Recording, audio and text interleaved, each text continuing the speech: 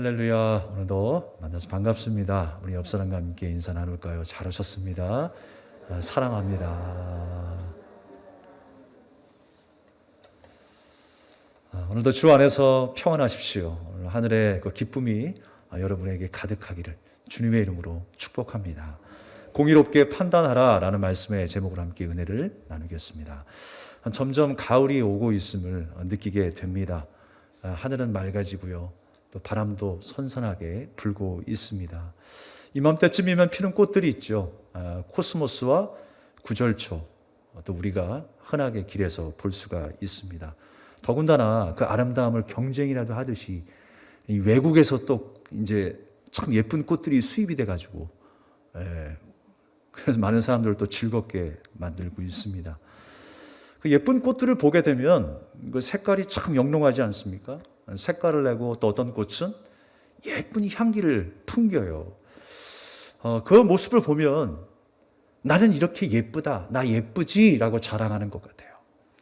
그러나 과연 꽃들이 우리에게 자랑을 할까요? 그렇지 않죠, 사실.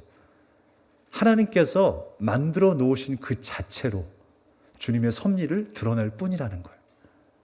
하나님께서 그렇게 예쁘게 창조해 내셨어요. 그렇게 향기를 만들어 놓으셨어요. 그 삶 그대로 그냥 흘러갈 뿐이에요. 우리가 생각하는 여러분 동물원에 가면요 공작새가 있습니다. 우리는 공작새를 바라볼 때마다 자기의 어떤 위용과 아름다움을 뽐내는 것처럼 보여요. 심지어 많은 사람들이 참 교만하다라고 이야기를 합니다. 근데 공작새가 무슨 교만함을 알겠어요.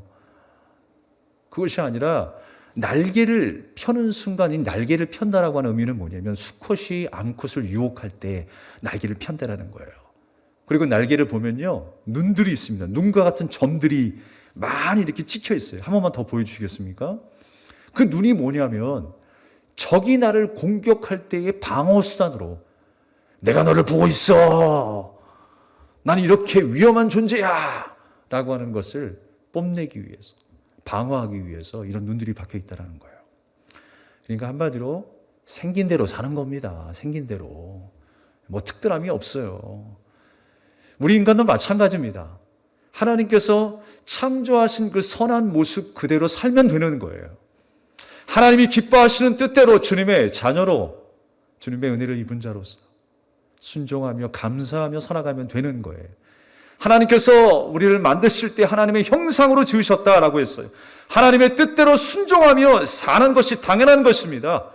말씀이 나의 양식이 되고 나의 옷이 되어서 주님 뜻대로 그 은혜를 힘입고 살아가면 되는 겁니다.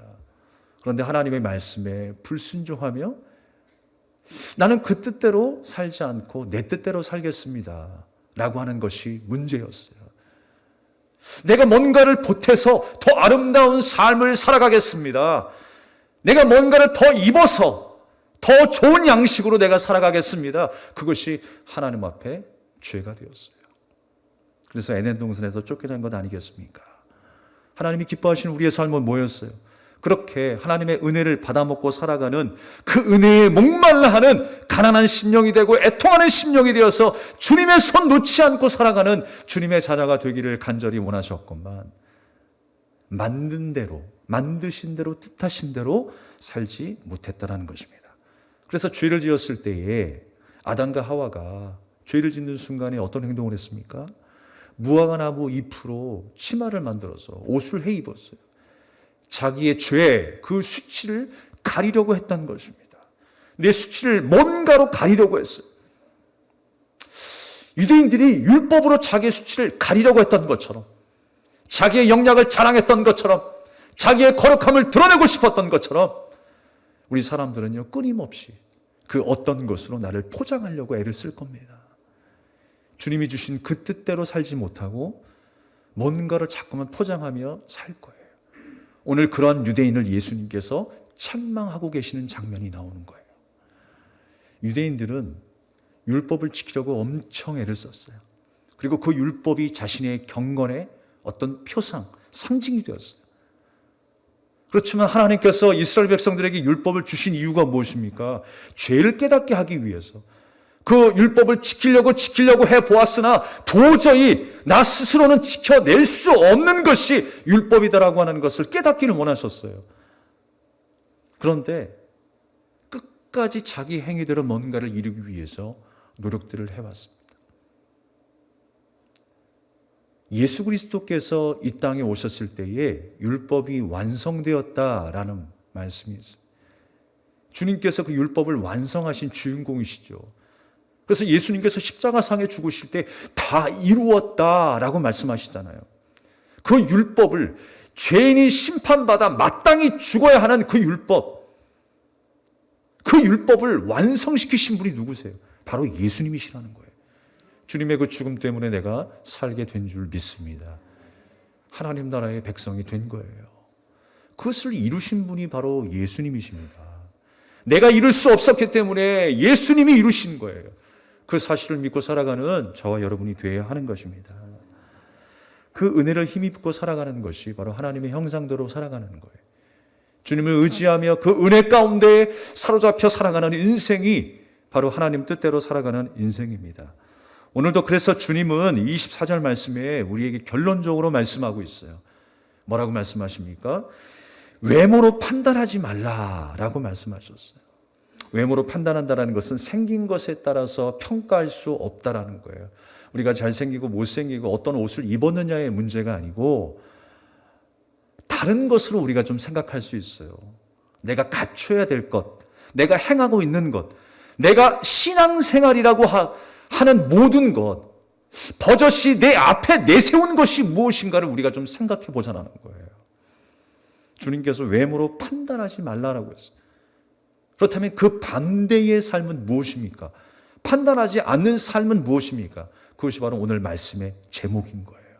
공의로 판단하라라는 것입니다. 공의가 무엇일까요? 공의는요, 죄를 지었으면 반드시 그 죄에 대한 심판이 있는 게 공의예요. 우리가 죄를 지었으면 마땅히 죽는 것이 공의예요. 그런데 성경에 나타난 하나님의 공의가 무엇입니까? 예수님을 통해서 행하신 그 공의가 무엇입니까? 내가 죽어야 하는 것이 맞는데 독생성자 아들 예수 그리스도를 이 땅에 보내셔서 아들이 죽게 하셨어요. 그래서 그 공의를 이루시는 거예요. 그래서 예수님이 하나님의 공의가 되신 거예요. 공의의 제물이 되신 줄로 믿습니다. 바로 그 은혜를 힘입고 살아가는 것이 우리의 모습 아니겠습니까? 바로 그 공의의 하나님, 그 하나님의 은혜를 간절히 사모하며 살아가는 인생이 공의로 판단하는 거예요. 우리는 은혜를 입은 자로서 어떤 것을 첨가시키고 포함시켜서 내 것을 자랑하는 인생이 아니라 내가 할례 받았다고 내가 이스라엘을 혈통적으로 나음을 입은 이스라엘의 백성이라고 자랑하는 것이 아니라 내가 바리새인이라고 지도자라고 성경을 많이 아는 박사라고 자랑하는 것이 아니라 은혜를 입은 자로 살아가는 것, 생각하는 것, 그것이 바로 공의로 판단하는 거예요. 외모로 취하지 말라는 것입니다. 우리가 어떻게 생기면 어떻게 생기든 하나님 그 외모는 생각하지 않으십니다. 다만 우리의 중심을 바라보고 계시는 거예요. 유대인들이 율법을 열심히 지키면서 자기의 의와 자기의 거룩함을 드러냈습니다. 그럼에도 불구하고 예수님은 뭐라고 말씀하세요? 율법을 지키는 자가 없도다라고 말씀하시는 거예요. 율법을 지키는 자가 없대요. 오늘 19절 말씀에 모세가 너희에게 율법을 주지 아니하였느냐? 너희 중에 율법을 지키는 자가 없도다. 너희가 어찌하여 나를 죽이려 하느냐? 예수님께서 그렇게 말씀하시니까 나 지금까지 열심히 율법 지켰는데 무슨 말이야? 단박에 무시하시니까 예수님을 죽이려고 달려드는 거예요. 사람은요, 자신의 어떤 자존심이 뭉개지거나 인정받지 못한다라고 하는 생각을 하면 분노를 참을 수 없어 합니다. 참지 못하는 경향이 있어요. 그러나 주님을 제대로 만난 사람이라면 참는 것이 가능한 거예요. 마음에 찔림이 있는 거예요. 그리고 회개의 자리로 나오게 되는 것입니다. 자신을 돌아보게 되는 것입니다.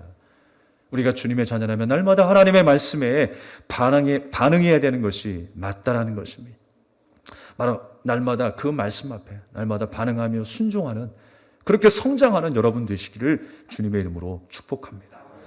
누가복음 18장 11절의 말씀에 보면 바리새인 서서 따로 기도하여 가로되 하나님이여 나는 다른 사람들 곧 토색, 불의, 간음을 하는 자들과 같지 아니하고 이 세리와도 같지 아니함을 감사하나이다 라고 했어요. 나는 저들보다 낫다라는 거예요. 나는 저들 위에 있습니다 라고 생각하고 있는 것입니다. 율법을 잘 준수하고 있었기 때문에 나의 거룩함은 저 사람보다 더 위에 있습니다 라고 생각하는 것입니다. 내가 지금까지 쌓아놓은 것이 그들과는 비교되는 것이야. 비교가 될 수 없습니다 라고 이야기를 하는 거예요. 불편한 말로 들릴 수 있겠지만요, 내가 그래도 남들보다 몇십 년 더 신앙생활을 했어요. 하루에 몇 시간이나 더 기도를 한 사람 같죠. 교회를 위해서 충성한 사람인데 라고 하지만, 너무나 중요한 얘기들이지만 그것이 나의 자랑이 되면 안 된다라는 것입니다. 하나님께서 왜 각자의 수고와 그 헌신을 왜 모르시겠어요? 주님은 누구보다 더 잘 알고 계십니다. 우리의 헌신과 우리의 수고를, 아픔과 노고를 누구보다 잘 아시고 인정해 주신 분이 하나님이세요. 그러나 그보다 우리가 더 먼저 생각해야 될 것은 무엇입니까? 아무리 그것이 크고 아름다울지라도 하나님의 은혜를 넘어설 수는 없는 거예요. 어떻게 하나님의 은혜를 넘어설 수가 있습니까? 하나님의 은혜가 아니면 내가 나올 수도 없었어요. 쓰임받을 수도 없었어요. 그런 마음과 감동도 내 안에 생기지 않았을 거예요. 그런데 하나님의 은혜가 강권적으로 내게 부어주셨기에, 그 은혜가 나를 사로잡고 있기에 내가 하나님 앞에 거룩한 충성된 일꾼으로 서게 된 줄로 믿습니다. 마태복음 6장 1절 말씀에 보면 사람에게 보이려고 그들 앞에서 너희 의를 행하지 않도록 주의하라. 그리하지 아니하면 하늘에 계신 너희 아버지께 상을 받지 못하느니라 라고 했어요. 너의 의를 행하지 않도록 주의하라 라고 했습니다. 이스라엘의 전통에는요, 아이가, 특별히 사내 아이가 태어난 지 8일 만에 할례를 받도록 행했습니다. 그런데 유대인들이 율법주의자들 아니에요. 율법에 대해서는 철저한 사람들입니다. 탁구공 무게만큼의 그 무게를 들기만 해도 이랬다라고 생각하는 사람들이. 그런데 안식일 날 걸리면 어떻게 할 거예요?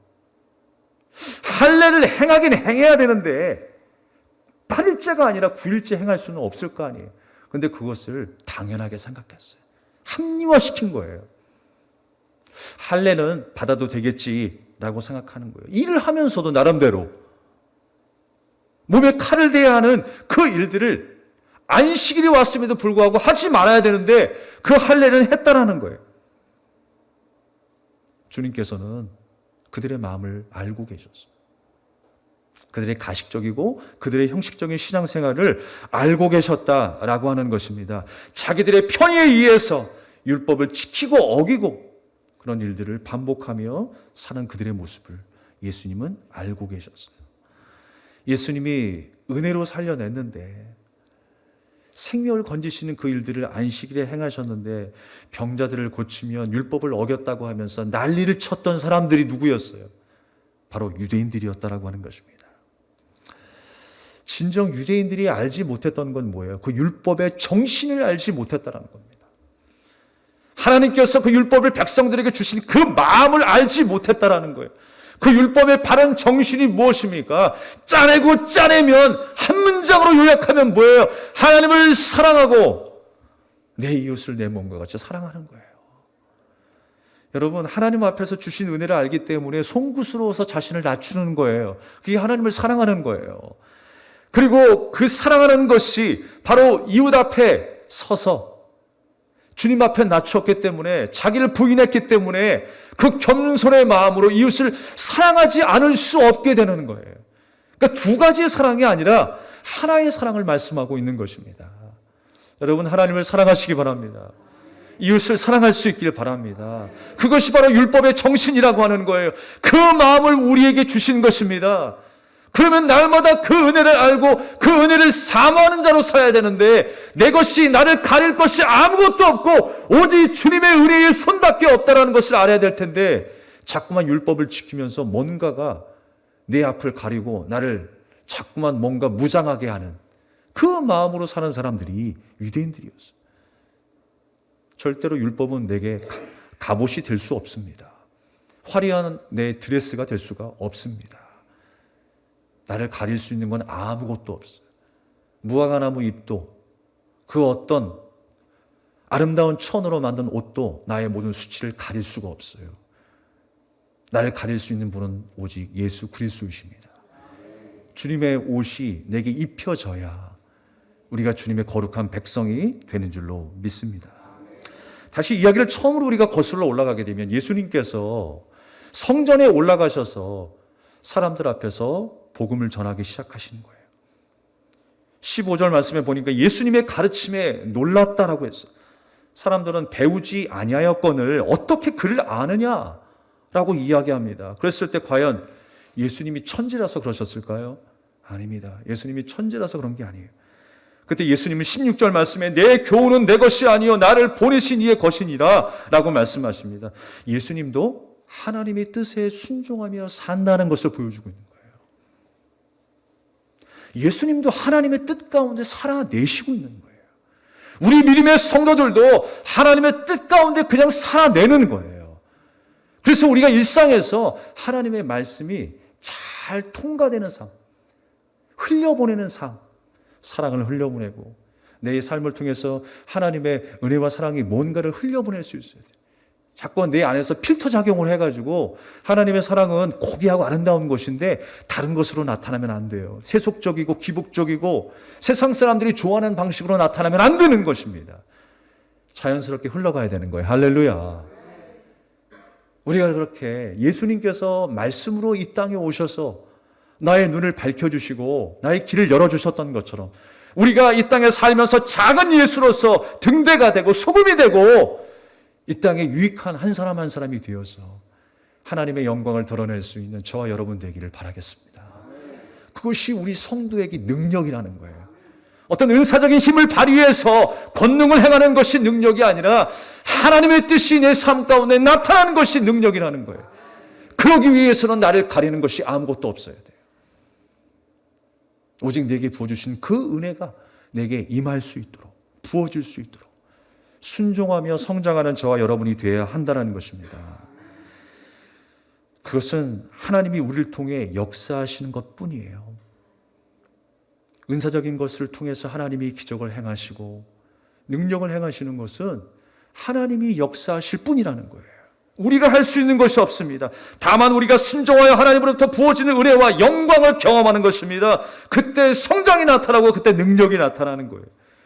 세상의 능력은요, 자꾸 힘이 세거나 돈이 많거나 지위가 높아질 때이지만 성도에게 능력은 무엇입니까? 낮아지고 낮아져서 하나님의 임재가 임할 때 하나님이 우리와 함께 하실 때 은혜를 부어주실 때 그때 능력이 나타나는 것입니다.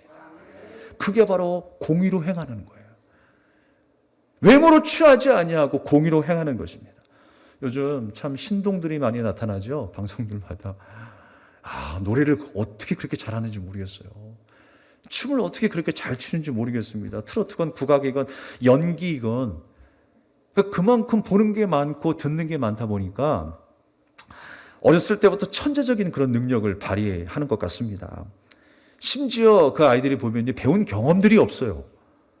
한 번도 배운 경험들이 없는데 피아노를 피아니스트 이상으로 치고 가수 이상으로 그냥 노래를 부르는 그 모습을 보았을 때 얼마나 놀라운지 모르겠습니다. 높은 수준의 경지에 올라 있어서 사람들의 그 놀라움을 자아내고 있어요. 그러나 여러분, 그 자리에서 내 능력이 이것이다 라고 하는 그 자랑으로만 머물러 있게 되면요, 그것은 그냥 신기하고 놀라움을 줄 수 있는 경험에 불과할 거예요. 항상 우리가 하는 말이 있죠. 우리 아이는요, 머리는 좋은데 공부는 안 하려고 한대. 머리는 좋은데 노력은 안 한대. 그러면 머리 좋은 게 소용없는 게 되는 거잖아요. 근데 뭔가를 좀 나타내고 싶은데 결과적으로는 좀 나타난 건 없고, 자랑은 하고 싶고, 그래서 하는 말이 머리는 좋은데 노력은 안 한다. 그냥 그러면 안 해도 돼요. 이런 신동들이 말입니다. 신기하고 놀라움을 줄 수는 있어도 자기의 능력을 자랑으로만 가지고 있으면 성장할 수가 없어요. 중요한 건 뭐냐면 연습도 연습이고, 날마다 노래를 부르면 그 노래 속에 그 가사에 몰입할 수 있어야 돼요. 집중할 수 있어야 돼요. 더 자기 스스로가 감동할 수 있어야 감동을 줄 수 있는 것 아니겠습니까? 성장하지 아니하면, 그런 체험과 경험이 단절되게 되면 더 이상 사람들에게 감동을 줄 수가 없다는 사실입니다. 잘하는 것을 넘어서 자기의 것이 되어야 감동을 줄 수가 있다는 거예요. 하나님의 말씀이 내게 옵니다. 하나님의 지혜가 내게 옵니다. 나는 이렇게 지혜받은 사람이고 은사받은 사람이지만 그것이 나의 자랑으로 끝나서는 안 돼요. 하나님의 사람이 되어야죠. 하나님의 말씀으로 살아내어 주님이 보시기에 합당한 순종하는 주님의 자녀가 되어야죠. 그 감동이 내 가슴에 전달될 때에, 내 심장에 울리게 될 때에 우리의 삶은 성장하는 삶이 될 줄로 믿습니다. 내 것이 되어야 한다는 거예요. 계속 반복해서 말씀드리지만 노래를 하는 것도 보여주려고 하는 게 아니잖아. 보여지는 거잖아요. 내가 감동을 받아서 노래를 부르다 보니까 사람들이 좋다라고 하는 거예요.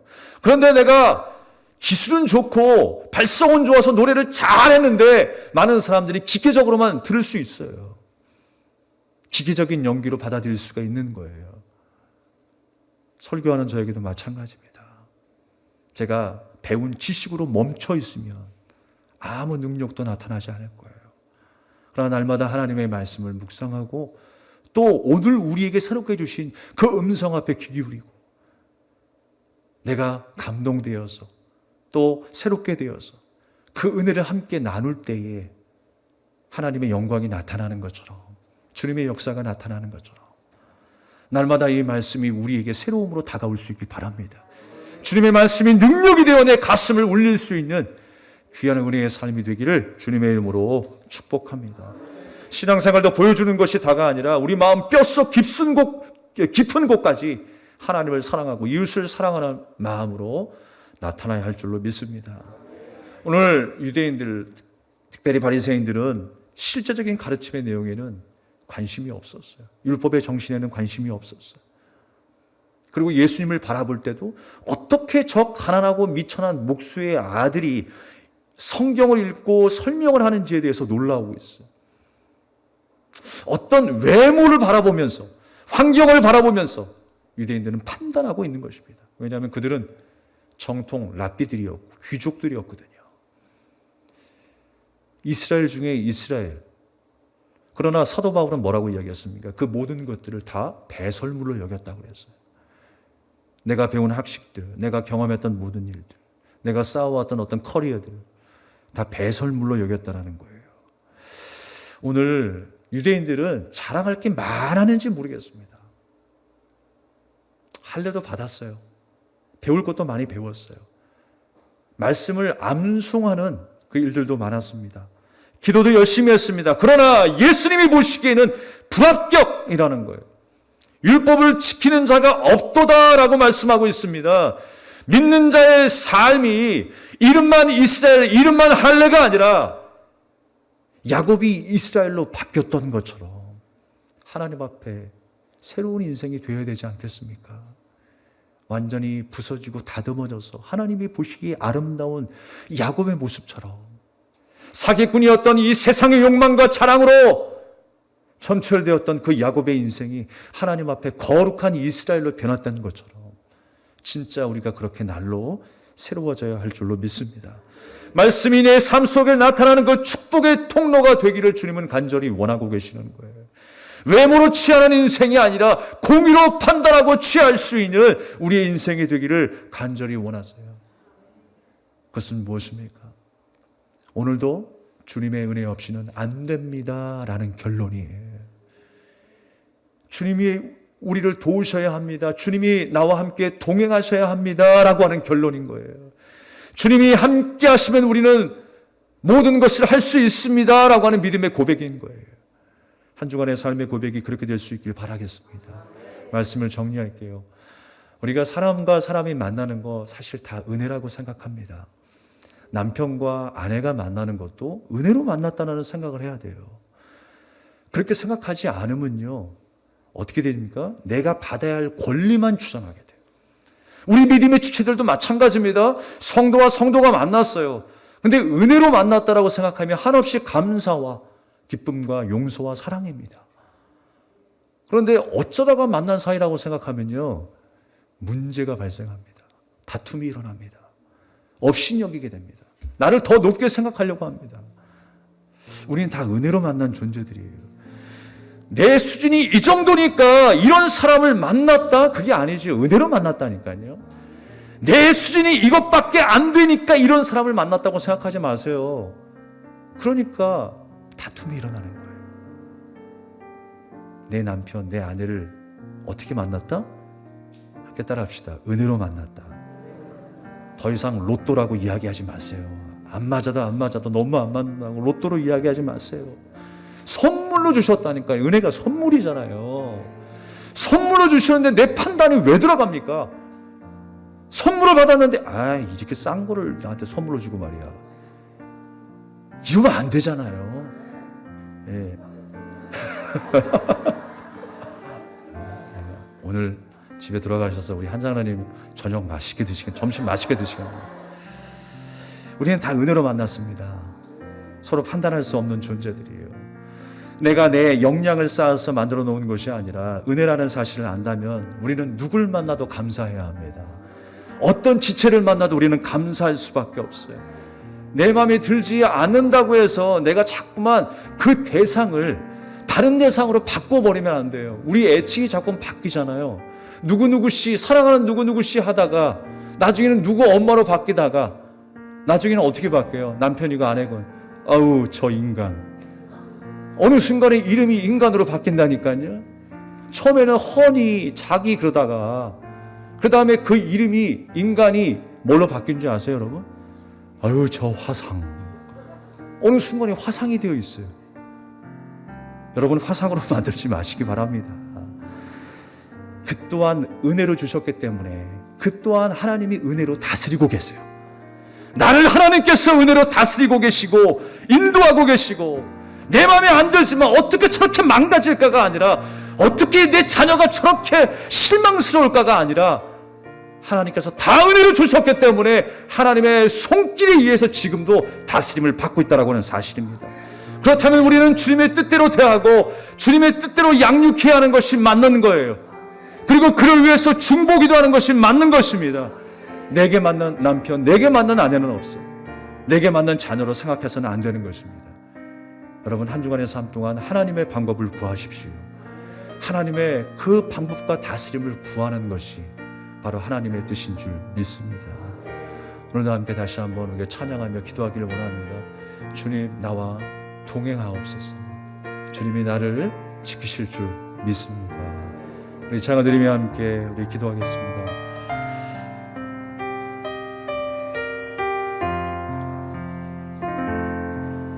내가 걸어온 길 길고도 짧은 길 내 힘으로 걸어온 줄 알았는데 여기까지 온 것도 주가 동행함이라 주님 나와 동행하심이라 때론 험한 길에서 폭풍우를 만나고 때론 가시밭길에서 고난을 당하나 주님 동행하시니 나는 두려움 없네. 주님 나와 동행하심이라. 할렐루야 주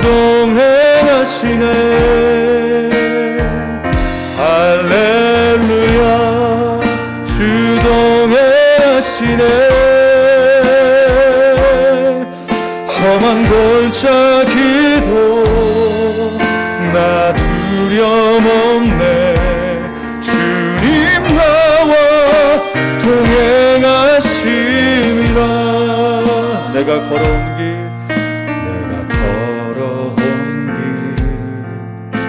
길고도 짧은 길 내 힘으로 걸어온 줄 알았는데 여기까지 온 것도 주가 동행함이라. 주님 나와 동행하심이라. 때는 험한 길에서 폭풍우를 만나고 때론 가시밭길에서 고난을 당하나 주님 동행하시니 나는 두려움 없네. 주님 나와 동행하시니라. 아멘. 할렐루야. 주 동행하시네. 할렐루야.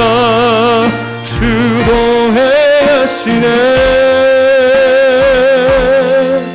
험한 골짜기도 나 두려움 없네. 주님 나와 동행하심이라. 할렐루야.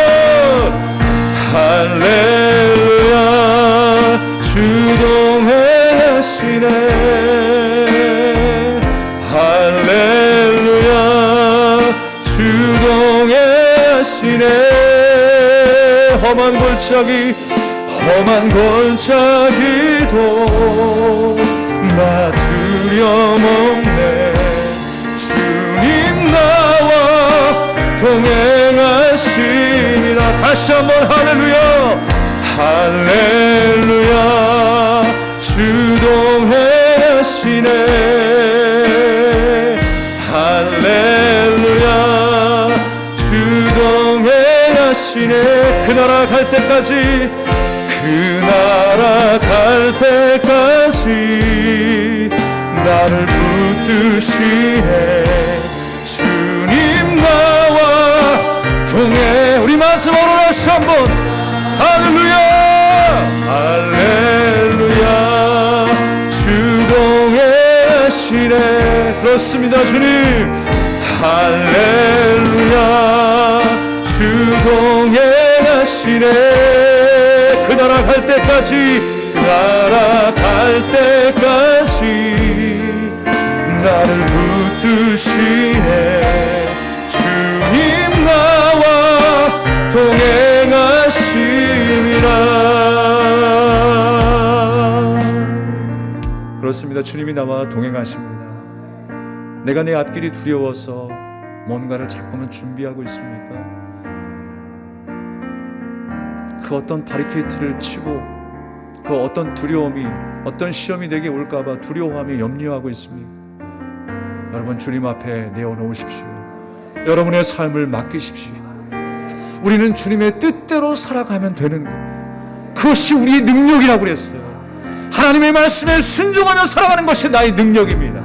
그 거룩한 삶을 우리가 지향하면서 주님이 부르시는 그 날까지, 그 나라 갈 때까지 나를 붙들고 계신 주님을 의지하면 그것이 나의 능력이 되는 것입니다. 한 주간의 삶이 능력 있는 삶이 되게 하옵소서. 주님의 손을 놓지 않겠다라고 다시 한번 믿음으로 결단하는 시간 되길 원합니다. 주여 한번 외치고 기도하겠습니다. 주여!